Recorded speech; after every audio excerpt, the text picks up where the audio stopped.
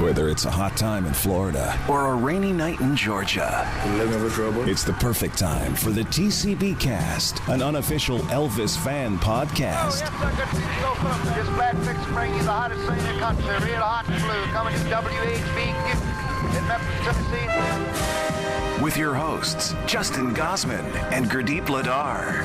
The TCBcast is on the air.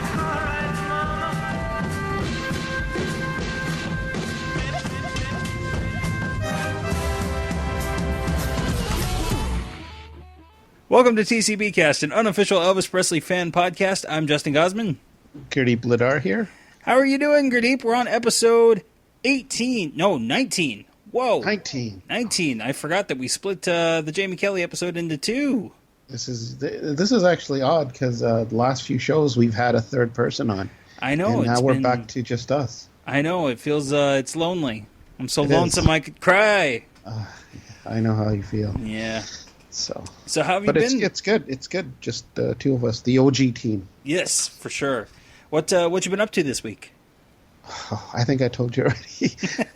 Stuff to do with the kids, and that's about it. And work and go to sleep.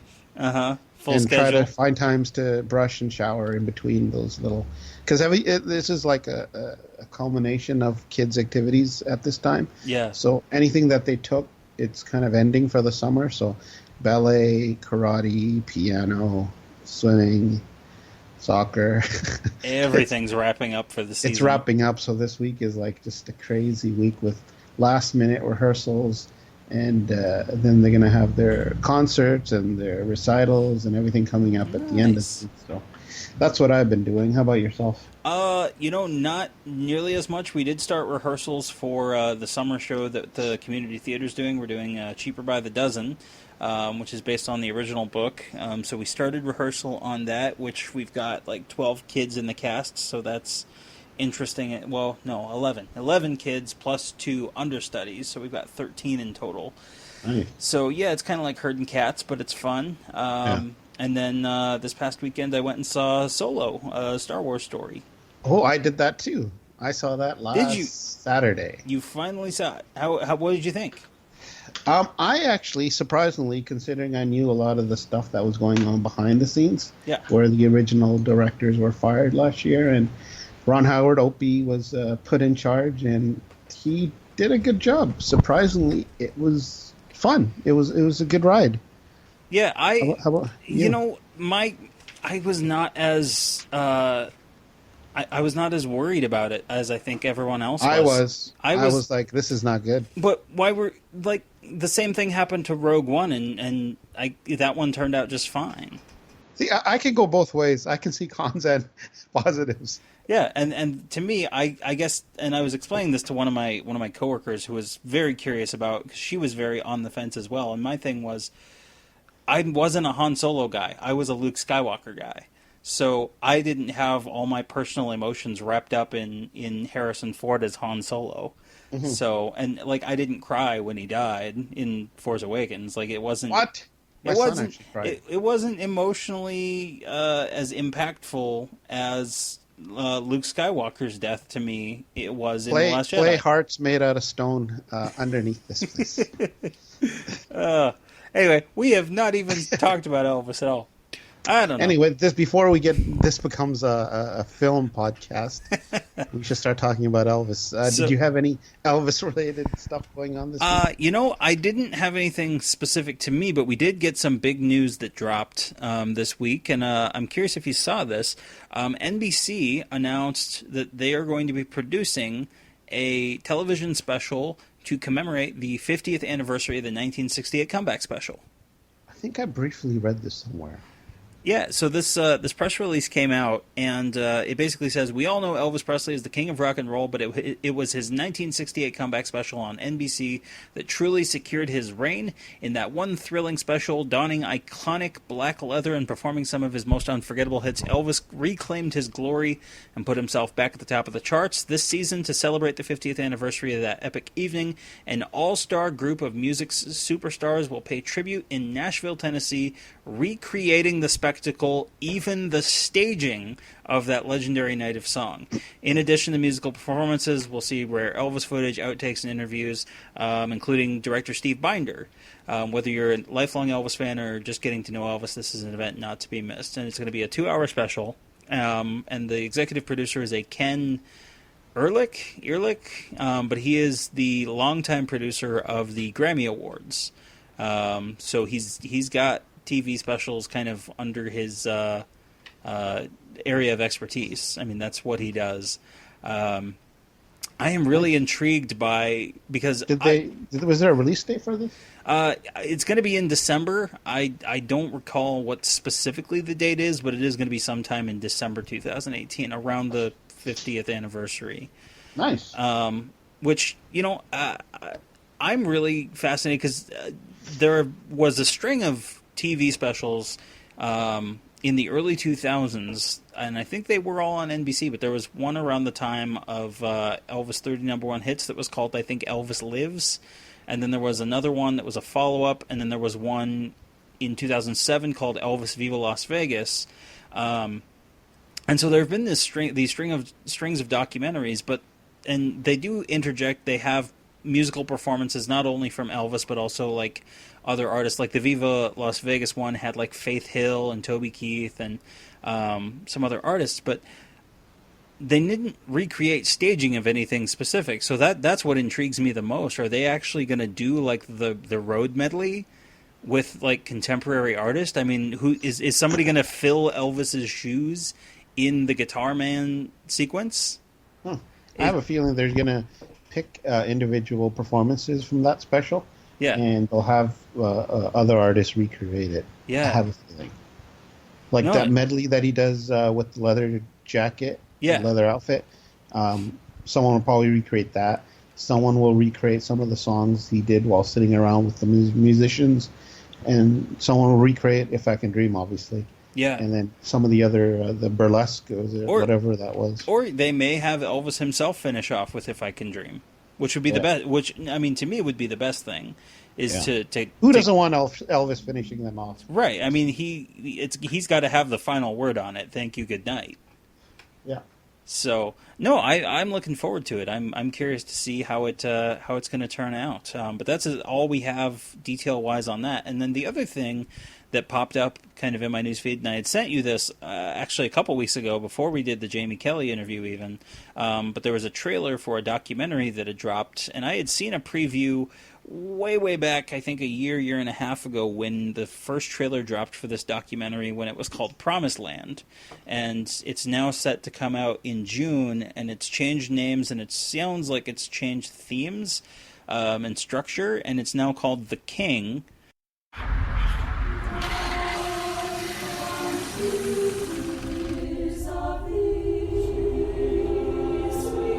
Oh, that's Elvis's? That's actually his Rolls Royce. Damn straight it is. Oh my God.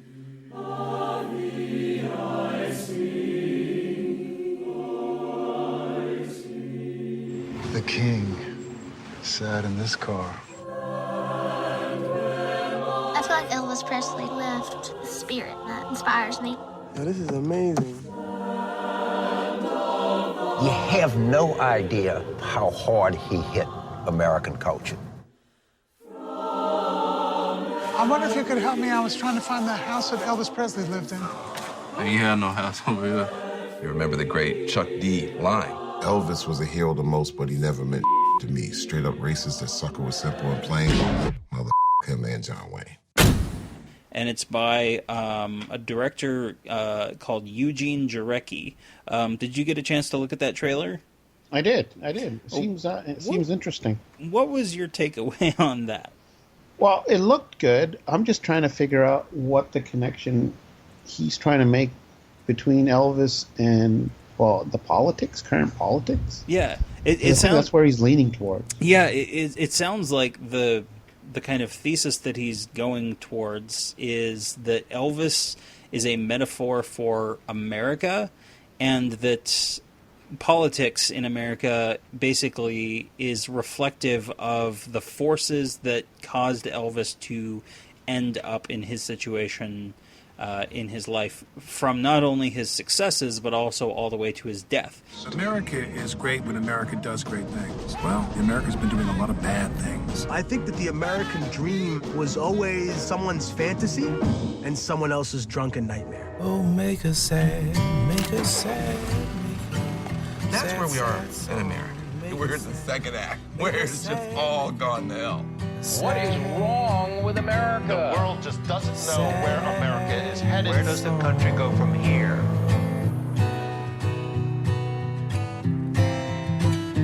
Then I went to the whale. He said, I recognize that I'm self-destructive. I thought he only drove American cars. True love leaves. I only had one trick up my sleeve. I sing it over and over. If Elvis is your metaphor for America, we're about to OD. Till she come back to me. Which is a weird-ass metaphor, if I can say. It seems like he's kind of shoehorning him in.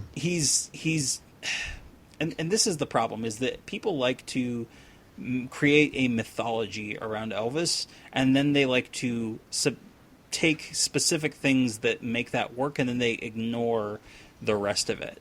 And it will be interesting to sit down and see, because he's got quite a few people that are well respected that are interviewed. I mean, he's got, of course, there's the gamut of celebrities. I mean, he's got like Ashton Kutcher's in it, Chuck D's in it, but then it's got like Peter Guralnick and Grail Marcus, and I'm very curious to see what they have to say.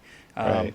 But my problem with this documentary, from what I've seen, and I'm not going to say that I'm not going to like it. I think what I think is going to happen is that whatever people think about Elvis, they're going to go in and they're going to have whatever it is that they believe about Elvis, whether they're for, against, whatever. They're going to have that reaffirmed because he's going to cover all sides of whatever, and then nobody's going to walk out having learned anything about Elvis Presley as a man, as a musician, as an artist.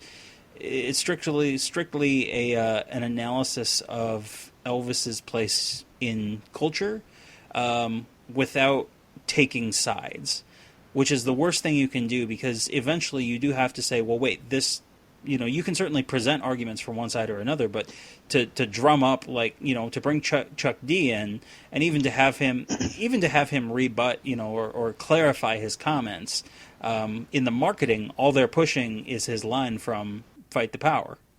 So all that's being marketed is Elvis was a racist, Elvis was a racist, Elvis was a racist, and what's not in the 2.5 minute trailer is him elaborating that, well, it was this and it was that, and that line meant other things. So you get all these things drudged up and then not clarified. It's just crappy marketing. Doesn't he have Elvis's car that he drives around? Yeah, so the premise of the documentary is that the director himself, Eugene Jarecki, goes around America in 2016, the year of the presidential election, and is driving around in Elvis's Rolls Royce and picks up random people, not only celebrities, but also just random people on the side of the street, people at like truck stops, in neighborhoods, just anybody and everybody and anybody who's willing to talk about Elvis and what Elvis means to them, or what their interpretation of Elvis is, which is an interesting idea. That's the tough thing for me, is that I think it's an interesting idea. The problem for me is just that I don't think it's going to actually present anything new or anything valuable to understanding him as an artist. I don't know. I'm skeptical about this, because I have a feeling this dude just somehow acquired Elvis's Rolls Royce, and he was like, how can I use this for a documentary? And with all the stuff in politics going on, he's like, I'll merge these two together. Yeah. And just shoehorn Elvis in. I have a feeling it's something like that. I'll give it the benefit of the doubt. I'll wait until I see it. I'm one of those people that I like to wait to see things before I fully judge, but that doesn't mean that I fully judge without seeing. I just like to just judge people. Yeah, that's fair. So, but anyway, those were kind of the two major things that had popped up. If you want, go check out the trailer for the it's called, again, The King, and it's a documentary that's coming out in like the middle of June.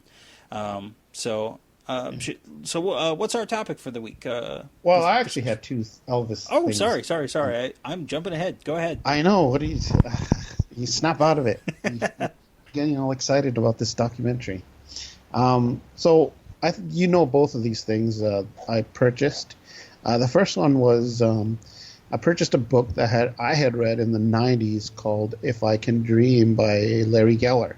Oh, okay. Now, people obviously know, I think, who Larry Geller is, but he was Elvis's hairdresser, and for a handful of years, he was more of a spiritual guide for Elvis. Yeah, spiritual advisor who actually got him into spirituality and all that stuff. Good stuff. Yeah. Or bad stuff if you think it's crap. When I first read it, and when I remember, it was actually a good book. It was an interesting read, and I was going through earlier last week, going through my Peter Guralnick Careless Love book, and they had, some of the chapters delved into Larry Geller and how we met him, and I was like, I want to read his book again because it goes into far more details about that. Right. And so I just saw it on Amazon. It was for like $20 or so, so I picked it up. Because I'm also interested. Like I'm interested in that spirituality stuff, like why we're here, where do we come from. But then again, I don't fully fall into it. Like you won't see me at the airport banging a tambourine with a shaved head anytime soon. You've got a natural curiosity for it, and I think that's a very human thing. So yeah. But who knows? Maybe one day you're going to be walking by the airport and you see me banging a tambourine, and I can just picture you just looking at me and just shaking your head, not saying anything. You're like, we'll talk about it on the show next week. Oh, Gurdip, you've gone totally off the deep end. I know. Yeah. You don't just say it. You don't say anything. You just go, yeah, we got a lot to talk about. So anyway, and the second thing I got was I just was talking to you, and I never bought this because it's on Spotify. But Boy from Tupelo, which came out. When did this come out? Like a year ago? 2016, 17, something like that. It was a couple years ago at least. Yeah, so we were talking about it, and I was like, why don't I have it? So I picked it up. It was $50 Canadian. I don't know how much it really was back when it came out Canadian. You said you got yours for like $30. Yeah. So I hope I didn't pay too much for it, but you may have. I mean, it literally just came in as we were about to record. Yeah, and let's just fill everybody in. Next week, we're actually going to dive into the reason why we're talking about Boy from Tupelo was because next week we're going to dive into a discussion of Elvis's Sun era. Yes. So we're really going to dig deep into the music next week as far as a period of Elvis's life. So I thought I should get prepared. Yeah, I know nothing about Sun. So I got to bone up. Now you do. Yeah. So I haven't even opened this, but it looks great. Yeah, absolutely. I love the version you got is the Legacy edition, which is a much more condensed version of what came out on FTD several years earlier. I think it was 2012 that the full book and CD set came out on FTD. Yeah, that was like a big book too, wasn't it? Yeah, it was. It was a big hardcover book. And so the one that came out on Legacy in 2017 was much more condensed. So the 2012 one must have been fairly expensive when that came out. Oh, yeah. No, that was... and it was also a limited run, so it went out very quickly, and if you go on eBay and try to find one, I mean, you're still looking at several $100s to get one. So... Were you aware of it when it came out? Oh, yeah. No, I was following very closely because I was very curious about some of the unreleased recordings that were on there. Like Jamie had talked about last week, the Meridian show with That's All Right Mama, and also famously the unreleased live song Little Mama, which was the Clover song. Cover, which had never been released before anywhere. So I was very, very interested in that. And then the Legacy edition. What happened? Why didn't you pick it up? Well, because I was a broke dude. I had no Go out money. and sell blood and sell plasma. No, I'm not that committed to Elvis. I wonder how much it was back then. It must have been quite a bit. Yeah, I don't know off the top of my head. If anybody knows, shoot me an email or I'll go. Or if anybody has an extra copy. Yeah, for sure. Don't send it to Justin. Send it to me. Oh, and I'll be your friend. You know what? Kidding. You can do the show on yourself. Yeah, I know. I could. I'll just talk to myself. It wouldn't be a very good listen, but yeah. It'd be interesting to say the least. Yeah, exactly. So anyway. Yeah. What's our topic? Cool. This week we had talked about, we're going to go through and discuss our favorite Elvis cover songs. Nice. And what this means is not songs that Elvis covered, but songs by Elvis that others covered. And this is kind of roughly, I guess, a top 5, you would say, for us. Yeah, we gave ourselves each 5 to pick from, and we would just, discuss them briefly, not delve into the artists, And deeply as you normally would. I gotta tell you, it was really hard to narrow this down. I know, you were saying like 10 and 20 or something. Yeah, I had easily 10 that. And then I was just like, oh, but I could talk about this one. Oh, but I could talk about this one. Yeah. So yeah, I did have to cut it down. So do we want to alternate? Yeah. And these go back and forth. We'll play tennis. Yeah, and these are not necessarily like in order, like 5, 4, 3, 2, 1. Oh no. So just because we do one first or last doesn't mean it's the best or the worst of the top 5. Yeah, it's just collectively 5 good ones. Yeah. So. Let's have. And it's not necessarily what everyone agrees on. No, this is our picks. No. These are the ones that hit a nerve with us. Yes. Specifically us. So let's have you start. What was the first one on your list that you wanted to talk about? Okay, so this is one that always jumps out to me as a very good cover of an Elvis song, and that's UB40's "Can't Help Falling in Love."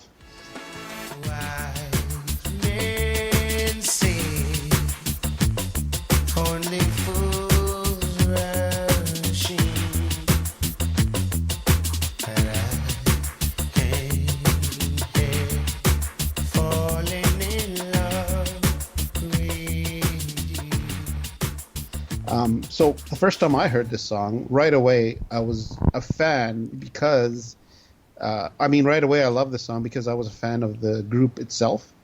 So UB40 is like a British reggae ska band. Yeah. People probably know their song Red Red Wine. That's always playing in easy listening stations. But great song. Also Kingston Town. But this song was released in 1993 on their album Promises and Lies, and it was a #1 Billboard hit. But I think a majority of people heard this from the soundtrack to Sliver, that film, in '93. Sharon Stone and one of the Baldwins was in it. Yeah. And there was actually a music video for this song with clips from the film. So it was a tie-in. Yeah, it was a tie-in. And so that's where I actually first heard the song. I used to be tuned into. Well, we didn't have MTV here. We had Much Music, which was like the Canadian equivalent. Yeah, it wasn't as good as MTV. Now, see, I was never, and I guess MTV was like just before my time, and like I came in on the tail end of it as they were getting more into reality shows. But I was also more of a country music fan anyway, so I was more CMT than I hated MTV. CMT. Yeah, I'm just putting it up back when CMT also didn't suck. Why is it everything sucks nowadays? This version is different than the original. Faster tempo. You got that electric sound machine, drum machine, horns. But the lead singer, I think, his voice is great for the song. Ali Campbell. You've obviously heard the song, right? I have. This was the first time that I actually sat down and listened to it with the intention of actually like getting something out of it, because I had heard it maybe once before 10, 15 years ago, and I knew that it was out there. Yeah, I'm not as familiar with this one, but so my takeaway from it was maybe a little different. You didn't like it? I see where they were going with it. I just don't think that the guy could sing worth a crap on this song. Well, I thought his voice was great. I thought it was like haunting. He sounded so off. He sounded flat. This was like a high school song because they used to play it in dances, and yeah. This is one of my wife's favorite songs. It just seems so. In fact, Dina and I were listening to the 5 of each, and she kind of said it feels like it takes kind of the emotion out of the song. As a river flows gently to the sea, darling, so we go. Some things were meant to be. Take my hand, take my whole life. Well, that's kind of why I like it, because they have a completely different take on the song. Yeah. Because obviously everybody loves the original. My wife actually loves the original. You know, it's a nice, sweet song. Right. But they kind of flipped it here and made it more upbeat. You could kind of dance to it, sway. You can sway, maybe do a two-step. Yeah. See, and here's the thing, too, with this song, and this is where we're going to run into, I think, and I don't really have any problems with any of the other ones that you picked, but... you better not. I can't... it's tough for me to get excited about Can't Help Falling in Love, because... I love Elvis's version to death, and I've heard other cover versions that I do like, but it is the most covered Elvis song, period. Yep. To the point that it becomes just a generic song. And it becomes very hard to distinguish ones that are, even like the quote-unquote unique ones, still end up sounding like other versions, and that's why it's very tough to get me excited about this song. Well, do you think you could be, your point of view is tainted because you heard it so late, as opposed to hearing it back in 93? I mean, it could be that I don't have any nostalgia for it. But, I mean, you've heard so many versions of this song, right? But if you were listening to it back then, you wouldn't have heard very many covers. I don't think it's that. I just and maybe this. There are some reggae songs I like. I just necessarily don't like the style with everything, and really? that might be it. Because I'm a pretty big fan of reggae stuff. I don't mind it because that was kind of my wheelhouse, the hip hop era of the '90s. So this was just more an extension of it, and it kind of combined the two things I liked into one. Yeah. So maybe that was it. I don't know. That could be. Also, we want to put this out there. Whoever's listening, send us your comments of what your favorite Elvis covers are and what you think of the ones that we picked. Yeah, absolutely. You could have half people liking my Can't Help Falling in Love, half people agreeing with you, saying that they can't stand it and they think it's utter garbage. I don't think there's very many of those people out there. This might be the first episode that we get feedback like that, where people are just like, "No, you were wrong." Yeah. They're gonna be like, "Justin's wrong. What's he talking about? He's nuts. He's lost it." I think he's been banging a tambourine at the airport too long. Shake that little tambourine. Yeah. Okay. Anyway, though, so yeah. That was my first one. How about you? So the first one I would like to talk about is Queen and their cover of "You're So Square, Baby, I Don't Care." You don't like crazy music. You don't like rock and roll. You just want to go to a movie show. Sit there holding hands. You're so square. Baby, I don't do I don't care how much. I only know it does. I only wanna love you, baby. I guess it's just because you're so square. Oh, really good, really good. I mean, how can you go wrong with Queen and Freddie Mercury? Speaking of which, have you seen the trailer for Bohemian Rhapsody? I was going to bring that up. Yes, I have. Oh, we actually saw the trailer for it before Solo as well. Looks so good. My wife was like, "Wow, this looks great," and I'm like, "Yeah, Freddie Mercury." Yeah. So this was the version of "Baby I Don't Care" that is out there. It's the professionally recorded one. Was recorded at the Wembley Stadium concert on July 12th, 1986, in London. in a section that was kind of basically a group of oldies type songs. You had "Hello Mary Lou," and "Tutti Frutti," and what was the other one besides "Baby I Don't Care"? It's been forever since I listened. So he did "Hello Mary Lou," right? Yeah.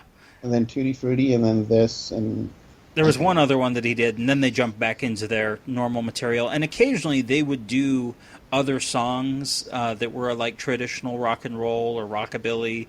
They did do at one point a cover of Jailhouse Rock. So it's clear that like the movie Jailhouse Rock was influential on Queen and Freddie Mercury, because they've covered 2 songs from the film, but it was just so out of left field the first time that I heard this. And I was in high school when I heard this. I had found it on like a music website, and I was getting to be a fan of Queen. And I saw that they covered an Elvis song, and I was freaking out. And I actually had my friend, because at the time I was in this weird gap where I had a computer, and then for a couple years it went down. This is where I lost the Elvis remix, remember? I lost Rubberneckin'. You still wake up in the middle of the night screaming because you lost it. I lost it. So in that time, I ended up having my friend order it for me off eBay, the 2 CD Wembley Stadium set, specifically for this one cover song. Wow. And I mean, I liked the rest of the show. I mean, I loved all the classics, Bohemian Rhapsody, and I Want to Break Free, and One Vision, all these great Queen songs. But it just seemed like Baby I Don't Care was just so out of left field, and it is not an impersonation of Elvis that Freddie does. And Freddie was a very flamboyant guy, and I could have very easily seen him. He was? No. Well, if you listen to like Crazy Little Thing Called Love, he does kind of affect a kind of a tone in his voice that is. It was a total Elvis song.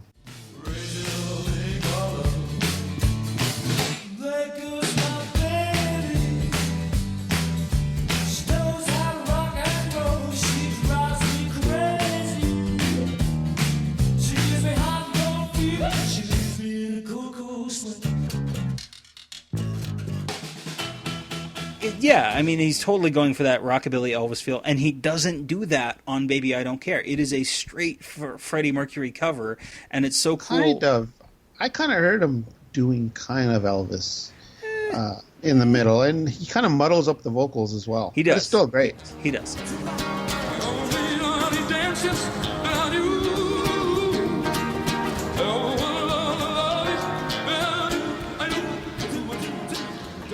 And isn't it cool just to like see this? I mean, and it's again, this is '86, so it's like 9 years after Elvis died. But just to see this massive stadium of people just cheering like crazy over this. I mean, relatively obscure Elvis tune, because it's not like Jailhouse Rock was available on VHS or DVD for anybody to just watch at any point. Yeah. You had to have watched the movie and picked up the EP or somewhere along the way to really get to know those songs. Yeah. So yeah, the Queen, Baby I Don't Care. Awesome song. I highly endorse this song. Good. So my turn. So I'm gonna go with Mavericks, Blue Moon. Blue moon, you saw me standing alone, without a dream in my heart, without a love of my own. So the Mavericks are, American country group. So this song was in the Apollo 13 soundtrack in 1995, and also the music video, to coincide, and that's probably where I first heard it. Which, by the way, was a Ron Howard movie. A Ron Howard movie, back again with Ron Howard. A better Ron Howard movie, I think. I liked Solo. We're going to come to blows. We are. But this Solo was his highest grossing, so, I mean, there's that. So anyway, Blue Moon. So this version is really faithful to Elvis' version, I think. Similar arrangements. Even his vocals are really... I think the name of the lead singer is Raul Malo? Yes, Raul Malo. Raul Malo? Yes. So he even copies that Elvis's that high-pitched woo that he does.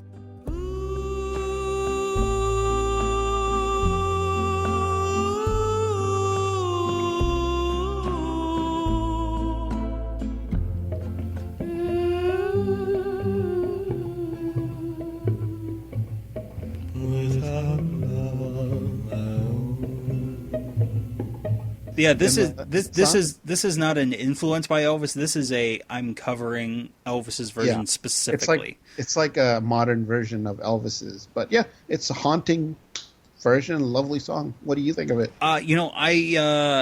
I grew up on 90s country, so I've always loved the Mavericks, and I had heard this at one point. My mom had a collection of country CDs from the 90s, and the Mavericks were amongst those, and I had heard this version of the song at one point, but it was before I became an Elvis fan, and it was only later on, when I was like kind of a young adult, that I was going through my mom's CDs and like ripping songs that I had liked when I was a kid to have in my collection, that I was going through the stuff from the Mavericks, because I have, a bunch of their hits and stuff, and I was like, Blue Moon. And I listened to it, and I'm like, oh my God, it's Elvis Presley's version. Because it's the only cover of the song Blue Moon that I've heard that is a cover of specifically the Elvis version, with the kind of high-pitched, kind of wailing kind of sound that he does. But for me, it's almost like a more vocally professionally performed one, not only because of like the quality of the fact that it was recorded in the 90s versus in the 50s, but like Raul Malo is a extremely good vocalist. If people aren't familiar excellent with vocalist. The Mavericks, and I know there are a lot of people that aren't interested in country music, but if you're interested in Elvis Presley's music, you've got to check out Raul Malo's solo stuff, because he's covered a ton of Elvis stuff. Not only did he do Blue Moon with the Mavericks, but he's also done like Tomorrow Night, Welcome to My World, A Fool Such as I, Make the World Go Away. Some of those country Elvis songs or country songs that Elvis had a hand on. Tomorrow night, will you remember what you said tonight? Tomorrow night,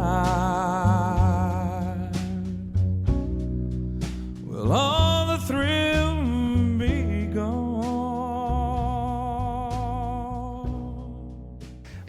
You can definitely hear the influence too in a lot of his original material. You can hear kind of that rockabilly influence. I mean, this song made me check out their other music, because I wasn't a big fan of country music, like I've been telling you, 90s country, but something about the vocals, because he even has that one song, Foolish Heart. But then she walked in, and right away, you never had another thing to say. Foolish heart,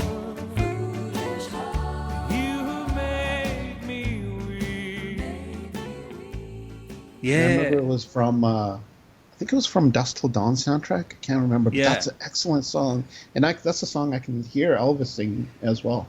There's one, it's called Save a Prayer, and it sounds totally like something like Elvis would have done on stage, like akin with like Polk Salad Annie, where he would have had like the call and response with the band and this kind of like gospel themed. Well, I've been around the world to a place I can't recall, and I've done things that make a more than man, you'll die and crawl. Now the devil's got control of what goes on inside of me. Now you better save a prayer for me.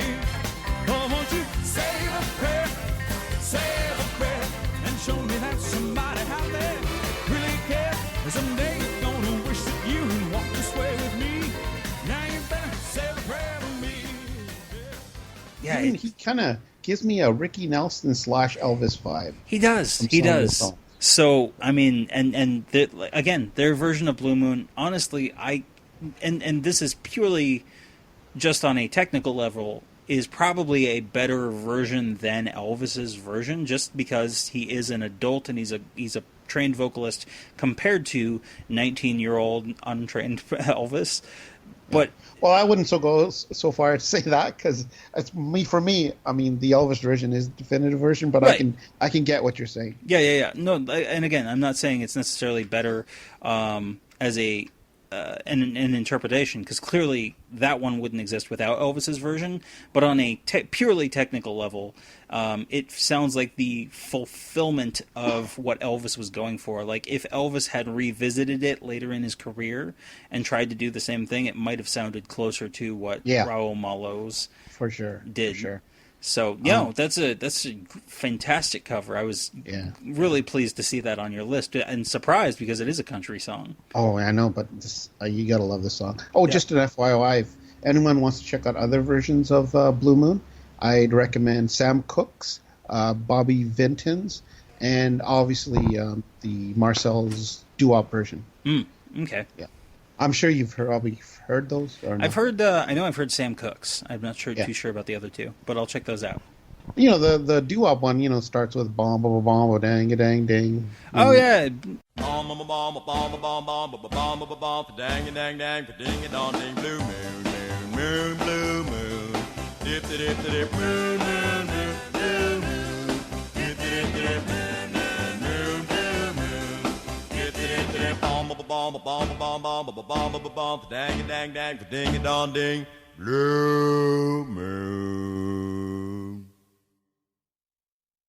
You must have heard Blue Moon. And it's the upbeat. Okay, yeah. I've heard that one. Everyone's heard that version. Yeah, it's and also popular oldies one. Didn't Frank Sinatra do one? I think he's so. I think he did. And what I was going to say was, if you want to hear a bunch of versions of Blue Moon in just one film, check out American Werewolf in London, because John Landis picked every song that he can think of with Blue Moon in it, or different versions of it, and he included it in that film. So interesting. They have a bunch of versions of Blue Moon, at least 3 that I remember. And then obviously they got like Bad Moon Rising too, and Moon Dance. So that's one to check out. But anyway, nice. Your next pick. Next one, I've got. I'm going to rearrange my list a little bit from what I sent you, but the next one would be Cheap Trick's version of "Don't Be Cruel."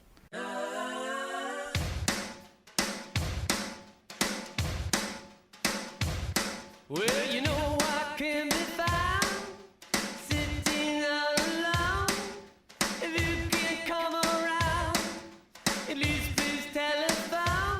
Don't be cruel to a heart that's true. And this one came out in 1988 and was a top 10 hit. What are your thoughts on this one? Total 80s here. So this it brings me back to elementary. I don't really like this version. We're going to go to blows. We're going to go to blows, sir. I don't mind it. But one thing that just irritates the hell out of me of this song, because the second half of the song, even the 3/4 of the song I like, but that first quarter, when I think, who's this lead singer? Robin Zander? Yeah. Zander? So he extends his words just to fit that rhyme. So he's like, I can be found. No D. He just, I can be found sitting all alone.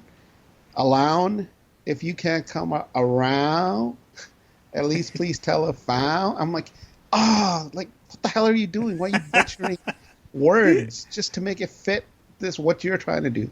I hate that. I as soon as that song comes on, that part comes on, I'm like, click, I can't hear this. Really? But that beginning just detaches me from that rest of the song. See, I like that it starts out with kind of a half imitation of the original kind of Elvis version with like the Jordanaire style backing vocals, and then Elvis did not do that. What I just did.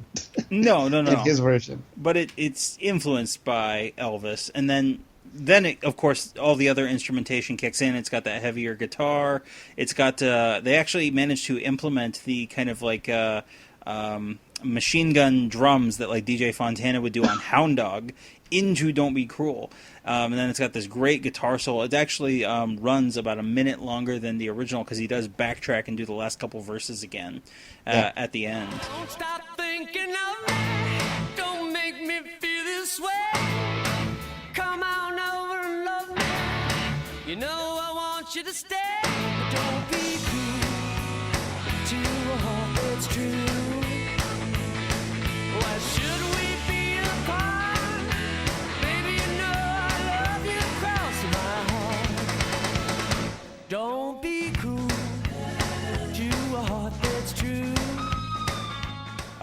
and it's got these phenomenal guitar riffs through there, and maybe this is just my affinity for "Don't Be Cruel" as a song, because I freaking love "Don't Be Cruel."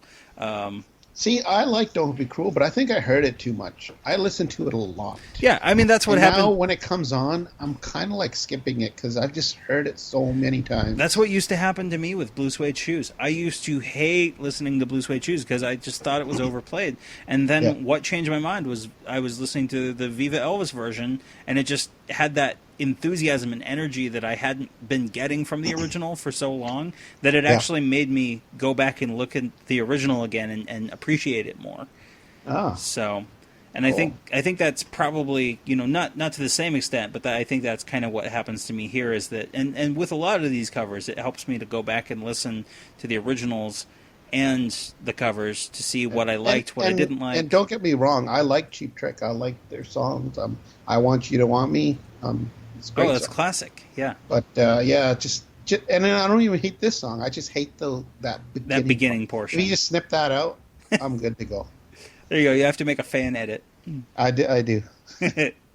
So, what's next on your list? Oh yeah, my list. Next up, we got Billy Joel, All Shook Up.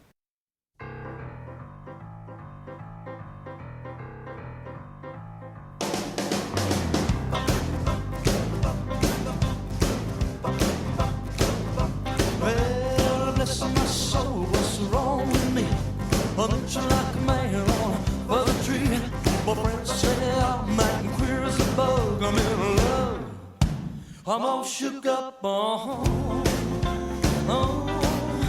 hey, 1992. Honeymoon in Vegas. Honeymoon in Vegas soundtrack, which is right where I heard it from. There was also a music video for this, which had a bunch of clips from Elvis in the 50s. So obviously it was great to see Elvis on Much Music or MTV if you were in the States, or I don't know what they played in the UK and overseas, but excellent song. Great up-tempo version. And I like the fact that he has background singers for accompaniment on this. I mean, kind of like the Jordanaires, back up Elvis, but strangely in the original All Shook Up, Jordanaires are only there for the main vocal. They don't do any kind of backup vocals. So, but it's kind of cool that he incorporated that, and then he even uses like you've heard Billy Joel songs. He doesn't normally sound like this. No, so he kind of uses Elvis's hiccup vocals for this performance. In my notes, I actually wrote Billy Joel sounding very un-Billy Joel like. Yes, and that's very much in the same vein as what he was doing with Uptown Girl, because he was basically doing Frankie Valli and the Four Seasons.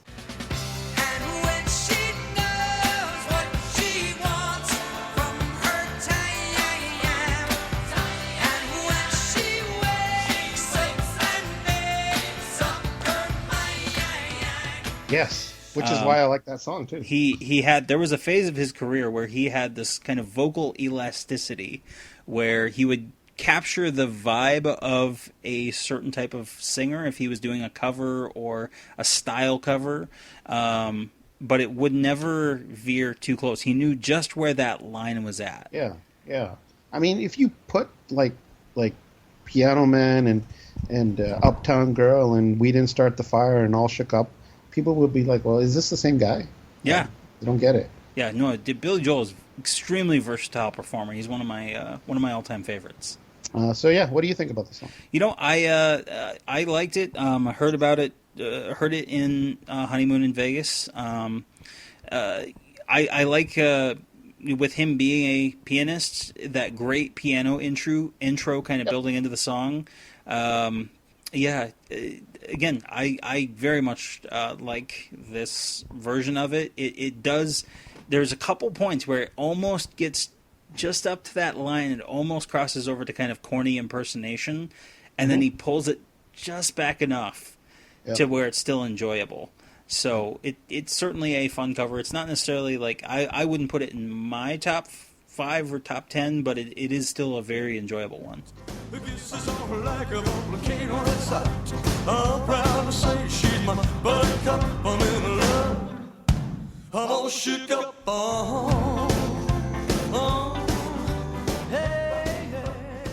Nice. Cool. What do you got? Next one on my list would have to be CeeLo Green's "Stranger in the Crowd."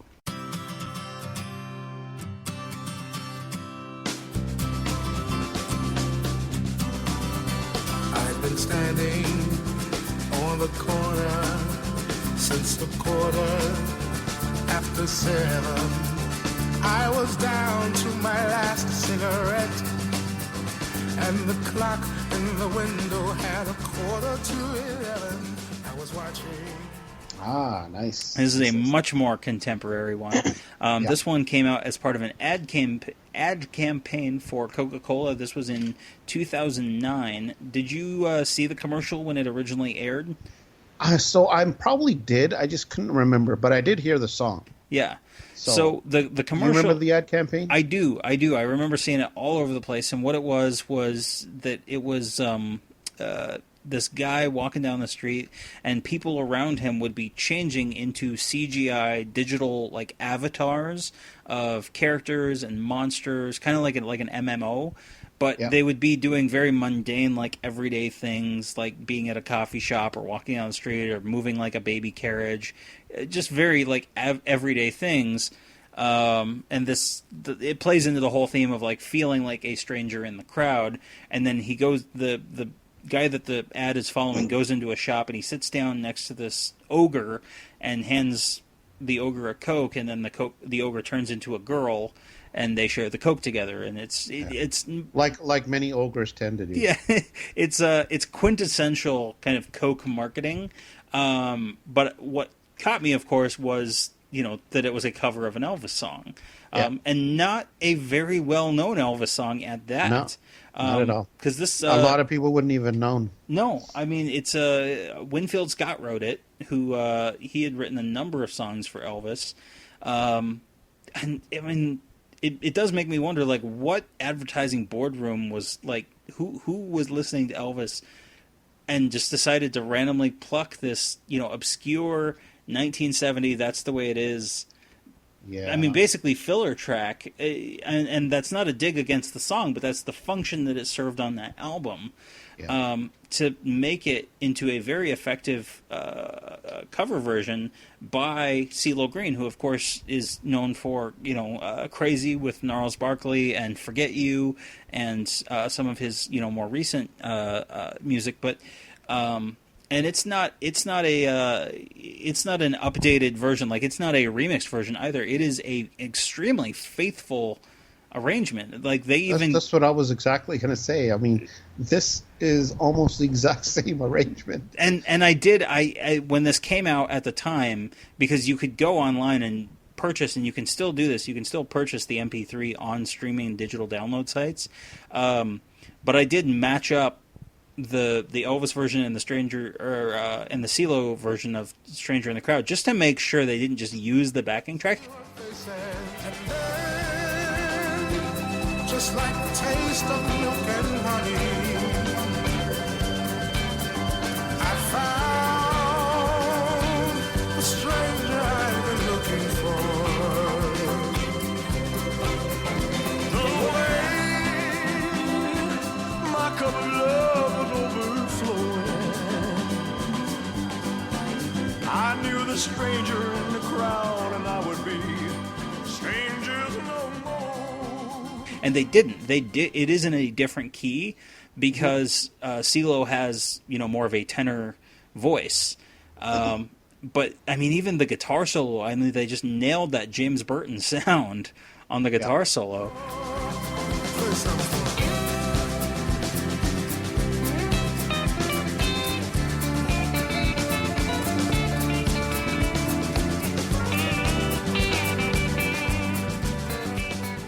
Which, again, surprised the heck out of me. And of course, CeeLo Green has that, like we've talked about before. I don't remember which episode it was where we were talking about CeeLo Green, but he has that kind of throwback style he does. To the 60s and 70s. And so he turns in a great vocal performance as well that fits in very nicely. And it was just, again, it came out of left field, and it is in my regular rotation of like non-Elvis music. Like, I'll just throw that in. It's on my MP3 kind of playlist of everything because I freaking love this version of the song. Yeah. It is a great version. And he sings it at a much lower register than a typical CeeLo Green, because he's usually higher. Yeah. On his songs, so it is a great song. Yeah, absolutely. So, cool. What's your next one? What's my next one? Next one. Also, we're going back to Honeymoon in Vegas soundtrack. We're going back. A soundtrack which I bought, specifically for these two songs. I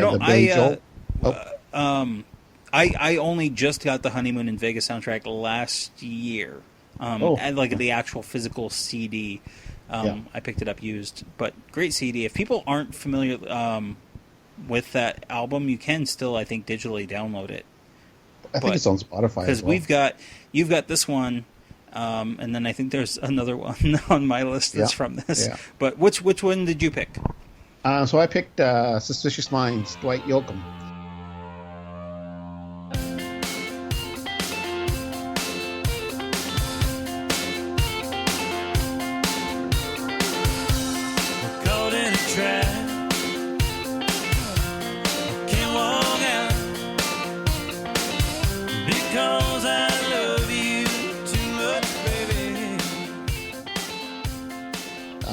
Which again surprised the heck out of me that you picked a country song. I know. But for me, the music accompaniment is more than the vocals for this song, because I really like the musical arrangement for it. Yeah. I mean, especially the beginning where you got that weird, odd sound effect, almost like that build up before Elvis used to come out.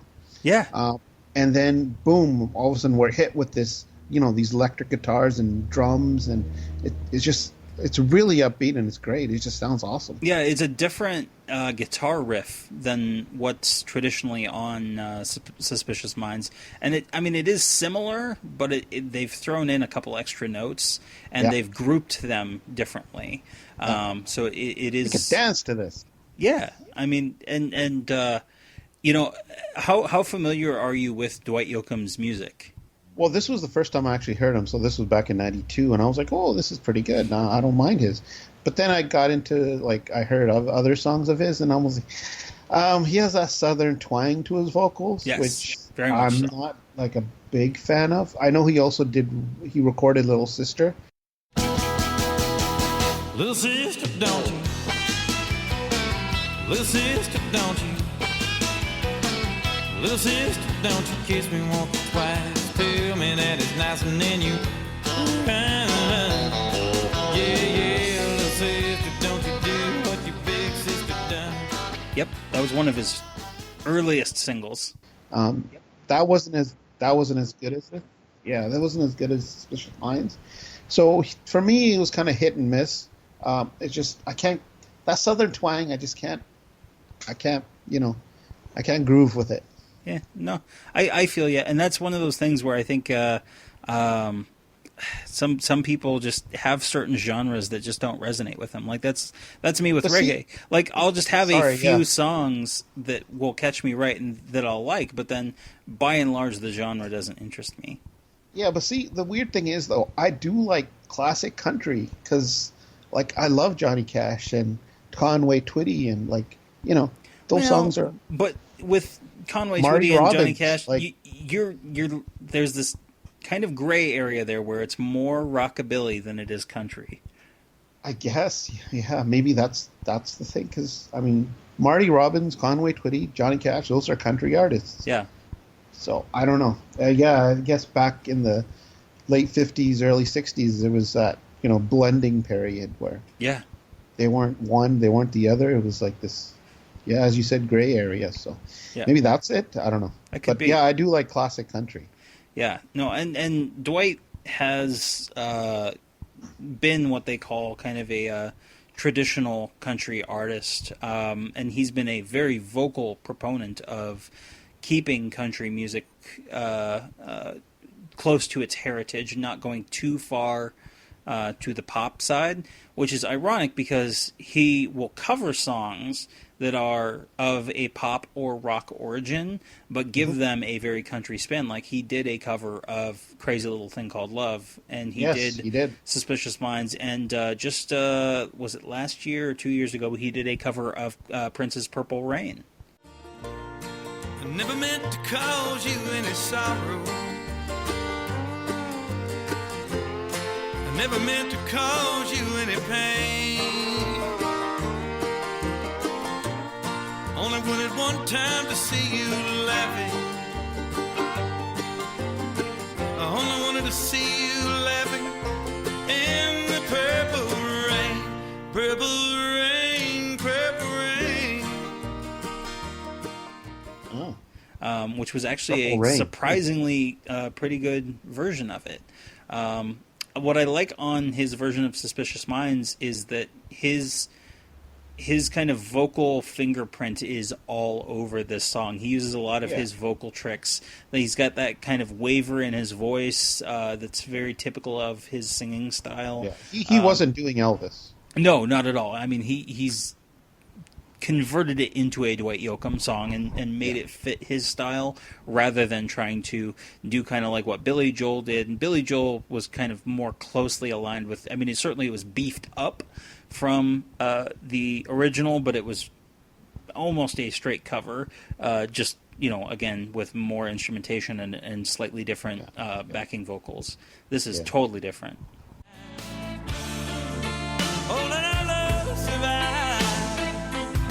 I'll drive the tears from your eyes. Let's don't let a good thing die. Honey, you know I'll live a lie. Live a lie. Yeah.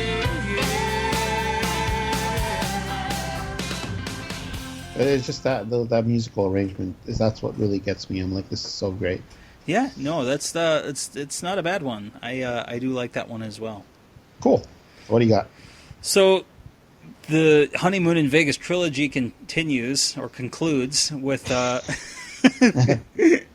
Travis Tritt's cover of Burning Love from the Honeymoon in Vegas soundtrack.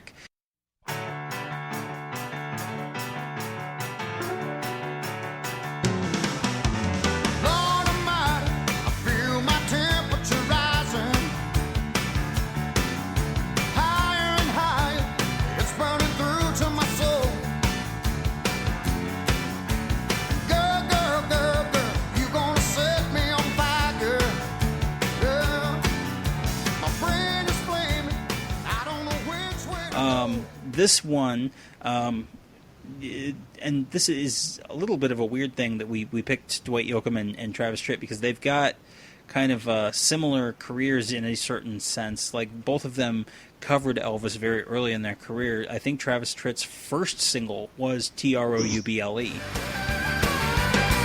was a little bitty baby when my papa hit the skids. Mama had a time trying to raise 9 kids. She told me not to stare cause it was important life. She did the best she could to try to raise me right. But mama never told me about nothing like a YOU. That your mama must have been another good looking honey too. Yes, I have. I think I've heard that as well. And, I remember seeing the video for that. Yeah, and that was, I mean, an extremely faithful version of Trouble. Burning Love, on the other hand, is relatively faithful to the Elvis version, but it does have a much more driving and prominent piano parts. And from about the second verse on, has more prominent and new guitar kind of riffs and licks, which kind of give it its own special personality. It's coming close. Flames are now licking my body. Won't you help me? I feel like I'm slipping away. Yeah. It's hard to breathe. My chest is just a heavy. And that's what I always like hearing, even not necessarily covers, but also like when you hear like the new reorchestrations or remixes of Elvis songs, like Burning Love with the Royal Philharmonic Orchestra. It was those orchestral fills that gave that song a different vibe from the master. So yeah, going back to Travis Tritt's version, what are your thoughts on this? Yeah. So I didn't like the song. You what? No, this is my UB40 Can't Help Falling in Love. Why don't you like your this? List. So remember how I said Dwight Yoakam's Suspicious Minds? I liked it because of his music. Yeah. So this is also, his voice is very, very country. Yeah. And the music accompaniment is not very good to me, to my ears. It doesn't add on to anything that the original had. And I just don't like those extra guitars. And I don't like the way he pronounces words. I'm like, what is it with you and pronunciations? You're I'm very like particular. You're very particular about your pronunciations with music. Yeah, I guess. You know, let me tell you about a guy named Elvis Presley who did a song called "Got a Lot of Living to Do," and you can't even tell what the hell he's saying. Oh, yes, I got a lot of living to do. Oh, a lot of loving to do. And there's no one who would rather do with that. Yes, but whatever he's saying, it sounds good. I take that over Travis Tritt. Seriously. You are wrong, sir. You're wrong. No. This is the most right I've ever been. No, I love Great Day to Be Alive, modern day Bonnie and Clyde. Travis Tritt, Best of Intentions. I'm sure he's musically talented, and that Trouble was a fairly good adaptation. I didn't mind that one. But this, I'm like, why am I listening to this? I can listen to the original and get so much more enjoyment out of it. And it sounds better, and music's better, and the voice is like 1,000 times better. So, sorry, Travis Tritt, Honeymoon Vegas. This is the song I skip, and if I could, I would take it out of the song. Really? I'm sorry. This is As I said before in the beginning, people chime in. Let us know what you think. You've heard me. You've heard Justin. What do you guys think? You and I are gonna go around, sir. You know, and what's funny too is if we were in the same room, this is where I'd take off. You'd leave my that leather. in, but you wouldn't take out Willie Nelson's Blue Hawaii. Really? Well, no, that was another thing. I didn't like that Blue Hawaii. I'm not saying this is the only song I would take out of that soundtrack, but this is one of the songs I would take out. Okay. But as I was going to say, because we're coming to blows, this is the moment where I would take off my white leather glove and slap you with it and challenge you to a duel. Anyway, yeah. All right, what's the last one on your list? What's the last? I don't know. I'm just gonna. We're not even gonna. You can just forget about it. Forget about it. Hey, I'm still bursting here because you said UB40's version wasn't great. It's not. The guy can't sing worth a lick. Red Wine? Are you serious? Kingston Town? No. Specifically on this song. I didn't say all of his songs, but his vocals are the same. No, they're terrible. If they're the same, I don't want to hear his other songs. No. I mean, come on. Like, he had also had the cover of that Temptation song too. The way you do your things you do. You got a smile so bright. You know you could have been a candle. I'm holding you so tight. You know you could have been a handle. The way you swept me off my feet. You know you could have been a broom. And baby, it smells so sweet. You know you could have been some perfume. Well, you could have been anything that you wanted to. I can take it. You know, I don't want to offend anybody, but if you listen to the UB40 version, my original reaction was to actually check to make sure I wasn't listening to a parody version where somebody had overdubbed. Like, you know how sometimes you'll find videos where somebody's, like, changed the vocals? Like, you'll see, like, a Britney Spears one where somebody's singing, like, way off key. I legitimately had to check to make sure I wasn't watching a parody video. It's such a great song. It's a great song. I just don't like that version of it. Oh, that version is also great. We've never disagreed this much. I know. Ever. I mean, that version blows away Travis Tritt's Burning Love. Really? I mean, it's burning something, not love, but it's burning something else. Okay. What's your last one? Last one. I think we can agree on. I think we can agree on. We both can agree on it, and I think everyone else would agree on this. Tom Petty's Wooden Heart.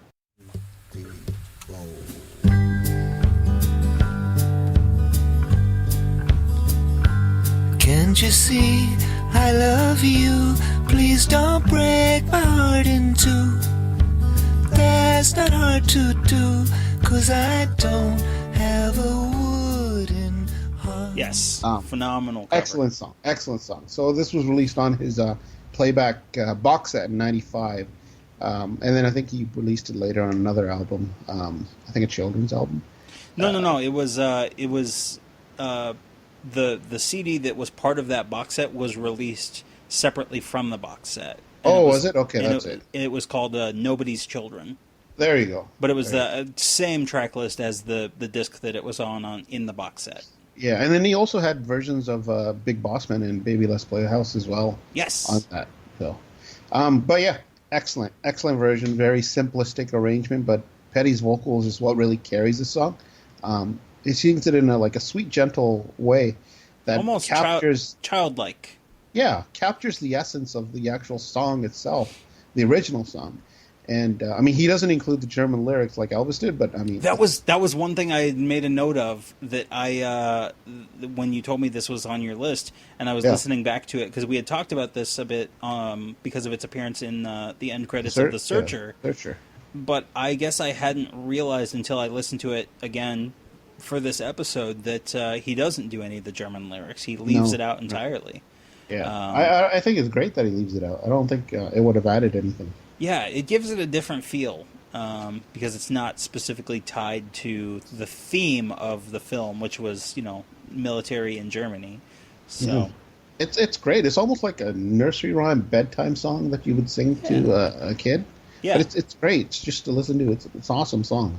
Yeah, and that's what I've liked about Elvis's version as well is that, and there's a story, and I don't remember where I had read it, but basically Elvis was not sure how to perform Wooden Hearts. Like he wasn't sure whether he should be more delicate about it or what he should do, and the producer at that session basically told him to sing it like he was singing it to a little kid. Muss ich denn zum Städtele hinaus, und du, mein Schatz, bleibst hier. Right. And, then all of a sudden it clicked for Elvis, and, he ended up performing it the way that we hear it on the master. And Elvis's version is phenomenal, but Tom Petty's and we had talked about this again on the Searcher episode, but it's where I can see where some people don't like this song because it is kind of playful and it, again, much like Song of the Shrimp and some of these other movie songs, people just feel very strongly that it's too cutesy and whatever. But yeah. It's all subjective. When it comes down. It is. Even me saying I don't like Travis Tritt. I'm sure lots of people like it, and I can see why they would like it. So yeah, we're just fooling around. We are. So, if you do like Travis Tritt's Burning Love, I do not think I hate your taste in music because it's all subjective. Some of the stuff I listen to, you'd be like, what the hell? So, and ditto for UB40. No, I know you don't like UB40. don't try to jump onto my apology. It's not an apology. I'm just saying the one song that I heard didn't resonate with me. I'm willing to give them a shot on other songs. Yeah. I haven't heard enough to judge. Because unlike you, I don't judge before I listen. Okay. Fair enough. But just to add to this, have you heard Joe Dowell's version of this song from 61? No, I haven't. Okay, so this dude released it in 61, and he actually reached number 1. And when I heard that, which was years ago, and I heard his version, I'm like, seriously? It's vastly inferior to Elvis's. It sounds like a bad copy. It sounds like someone who's trying to be Elvis, but obviously can't. And if you say goodbye, then I know that I would cry. Maybe I would die, 'cause I don't have a wooden heart. And the music and everything about it is horrible. And if you haven't heard, listen to Joe Dowell's version. And I think at fault was RCA, obviously, for not releasing Elvis's as a single, because I don't see why that would go to number 1 and Elvis's wouldn't. So, well, it did in the UK. Yeah, but I'm just saying the US. Yeah, stateside. Yeah. So anyway, that's my last song. That's your last one. Not a bad top 5. Certainly, again, it's subjective. It's all subjective. Yes, very, very subjective. So if you agree with Gurdip, please email us, tcbcast@gmail.com. I'm sure 99.9% will agree with me, so. I don't know about that. We'll see. I'm very confident. Okay. Go on. So my last song on the list is from an independent musician from Melbourne, Australia, by the name of Joe Varveri. And he's now living in Brooklyn, according to some of the resources online. But he's kind of found a small but dedicated niche following on YouTube, of which I'm one of the followers, covering not only his original material that he writes, but also acoustic interpretations of kind of classic rock and roll style material. Not only Elvis, but also he's done like the Beatles, Roy Orbison. He'll touch on stuff from the 80s like the Eagles, Bon Jovi, Springsteen. Popular music. Yeah, pop rock music. But by and large, he's got a ton of Elvis covers, but there's one in particular. It was the first song of his that I actually stumbled upon, and it's Edge of Reality. Mm-hmm. From that's originally from Live a Little, Love a Little.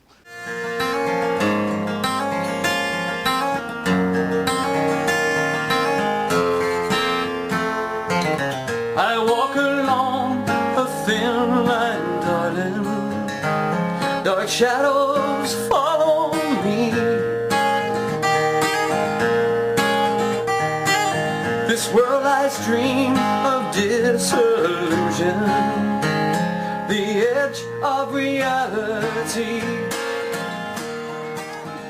Did you get a chance to listen to this? I did, because I've never heard of this guy until you brought it up. And what were your thoughts? I mean, I thought it was a great acoustic version. It's an awesome take of the song. Yeah. And his vocals are he doesn't imitate Elvis, but he gets that tone down, and he's great. I really enjoyed this version of the song. He's got great vocal control. There, some of those parts where he's kind of belting it out. I mean, and he's just like, it just kills me. It's amazing. Really, really good. But what it is though is that it's fully acoustic, and it's and I was worried about going through the covers, and I was like, should I put a quote unquote YouTube cover on the list? And There's so many. And it's like, right, and then, like, again, Can't Help Falling in Love has been covered so many times that it's, again, like, oh, you're another girl who's singing Can't Help Falling in Love. How many teenage girls have covered that song? Oh, it's countless. But anyway. I think you have a version of it, too.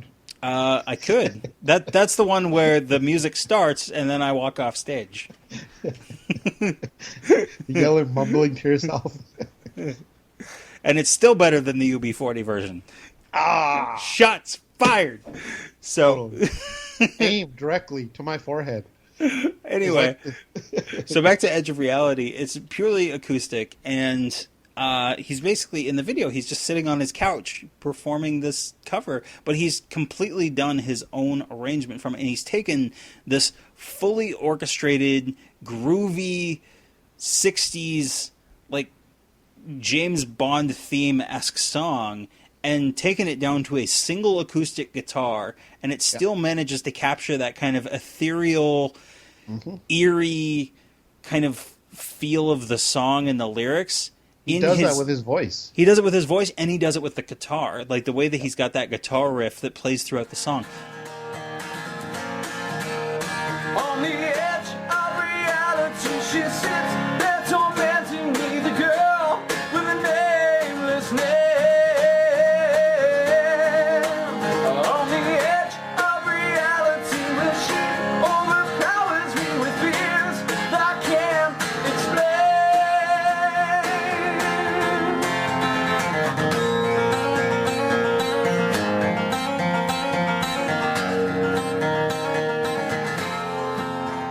Just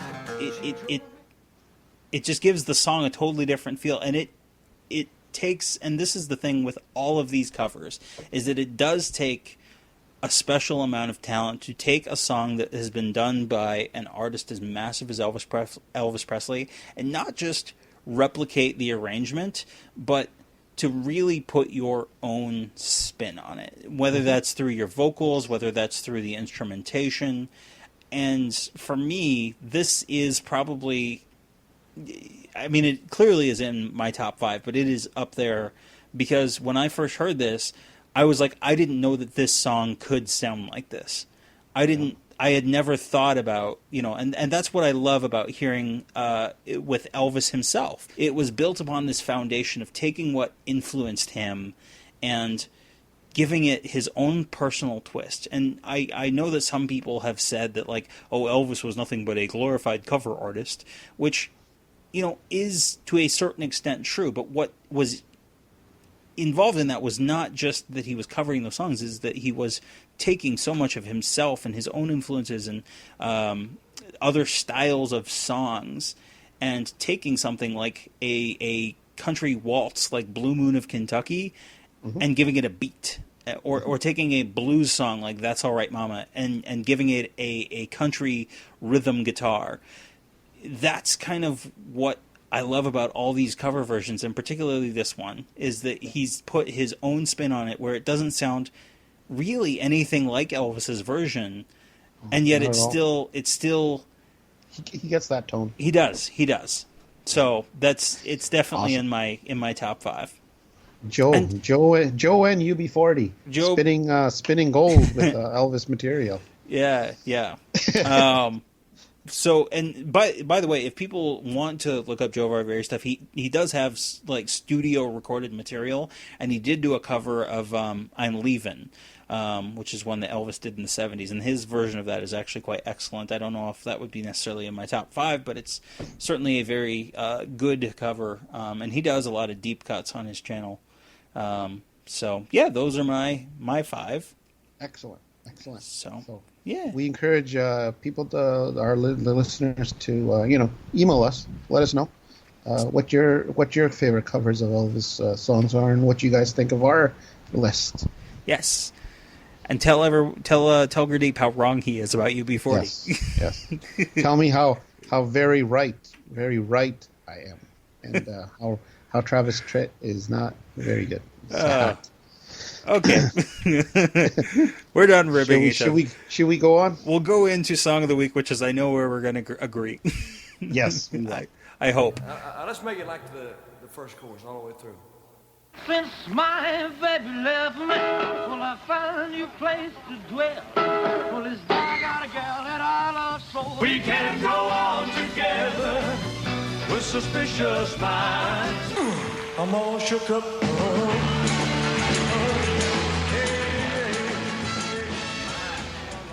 Different. That's a pop song now, Let's do it. All right, what'd you pick? Okay, so my Song of the Week is a song that actually introduces Song of the Week. Ready, Teddy. Ready, set, go, man, go. I got a gal that I love so. I'm ready,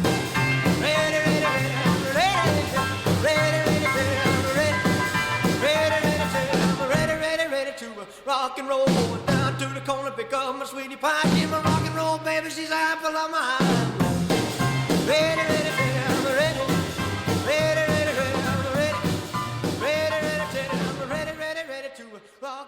Oh, good one.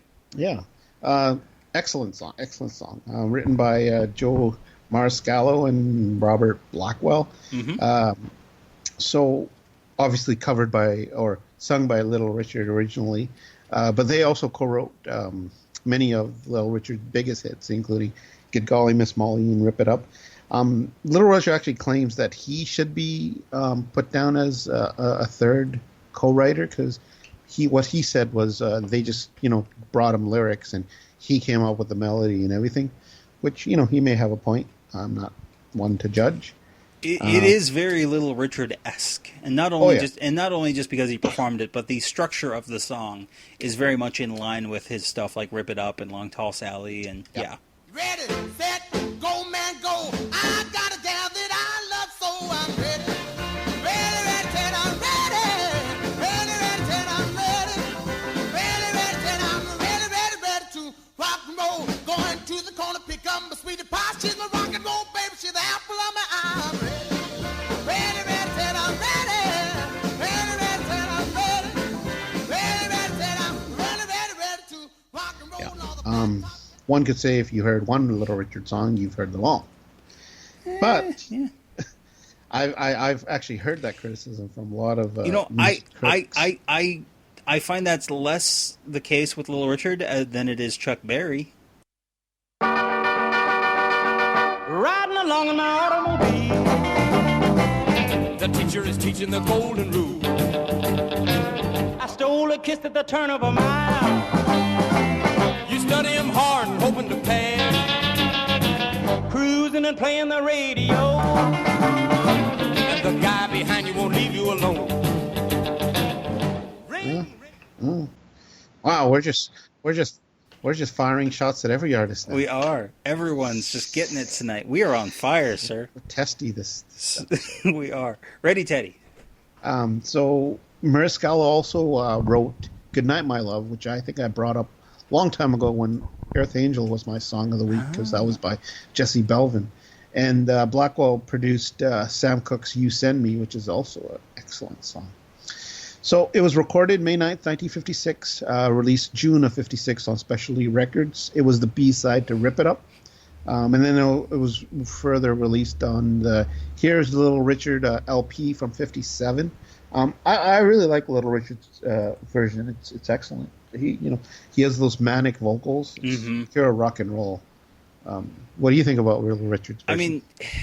I mean, you pretty much just summed it up. Pure rock and roll. You can, and I know that Little Richard himself, especially in the 80s, was very vocal about, I am the king of rock and roll. But honestly, you take Little Richard's performances, and they are some of the most defining rock and roll performances of the 1950s. You don't...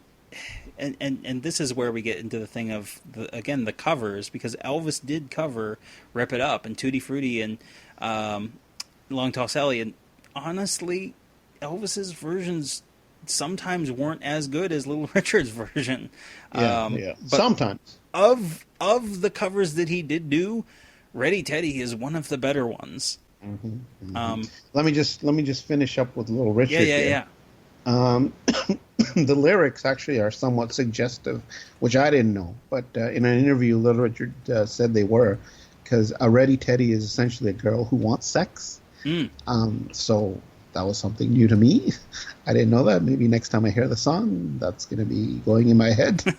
But in 2017, they released a deluxe version of Here's Little Richard, and you actually hear alternate takes of him singing that. There's 3 alternate takes. And I've heard a few of them, and it's pretty cool to hear it. He sings it at a slower pace, but it's interesting to listen to. Ready to rock and roll. All the fat top cats at the dungaree bar are headed for the gym to the sock hop ball. The cats really jump, the joints are going wild. Did the crazy music, I love the crazy style. I'm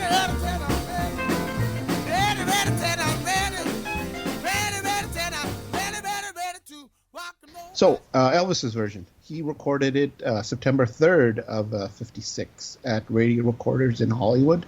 Like we discussed in the past, this was one of those sessions where Elvis barely sang any of the songs that Steve Scholz brought to the session. And then instead, the group just got together and they just recorded whatever they wanted to sing. And at the time, a favorite of his was that latest single by Little Richard, which is just out that summer.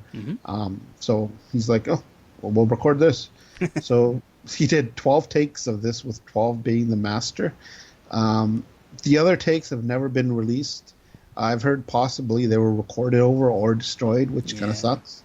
Really sucks that they would do that, those alternate takes, because it gives you the full picture if you hear the other takes of songs. Yeah, and that's one of those things that it happened many times over his career where it was a variety of factors. Sometimes they would get recorded over, sometimes they'd get thrown out.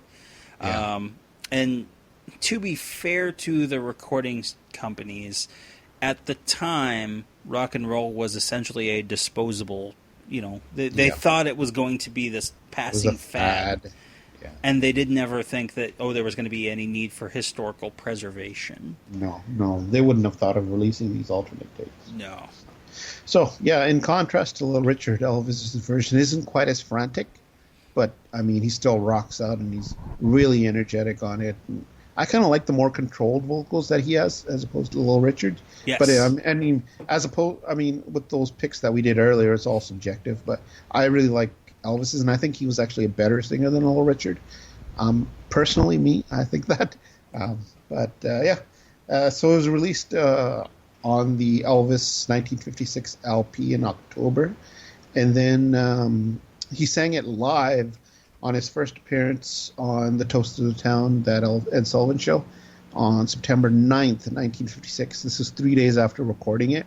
Rock and roll, not a punk rock cat, not a dungaree dodge. I headed to the gym, to the sock hop ball. The boys are jumping, the cats are going wild. The minute really send my day to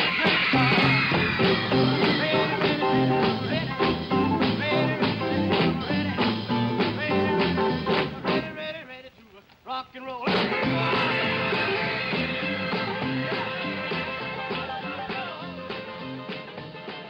It was a great performance. I'm sure everyone's seen it, who listens to this.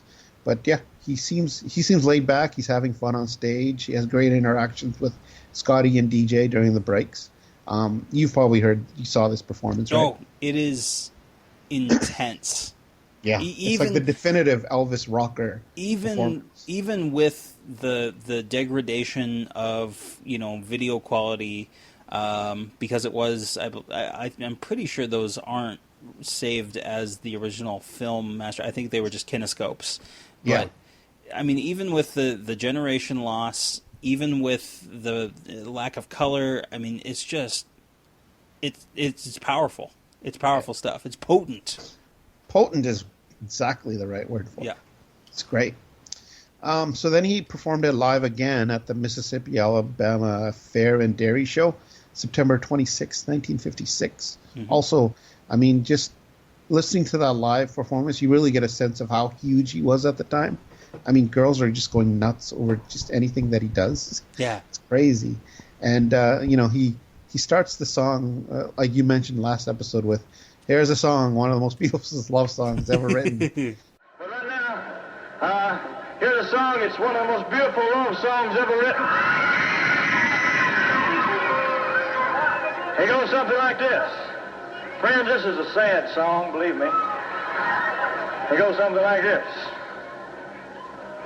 How's that? Ready, set, go and go.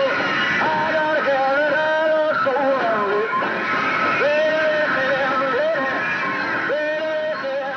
And then, he explodes into Ready Teddy, which is great. But it's crazy to think.